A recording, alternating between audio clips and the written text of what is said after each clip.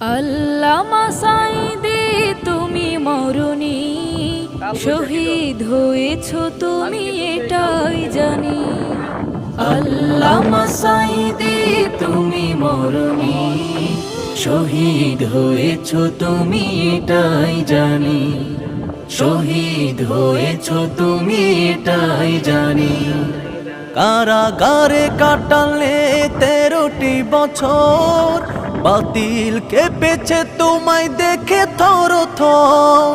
কারাগারে কাটালে 13টি বছর, বাতিল কেঁপেছে তোমায় দেখে থর থর।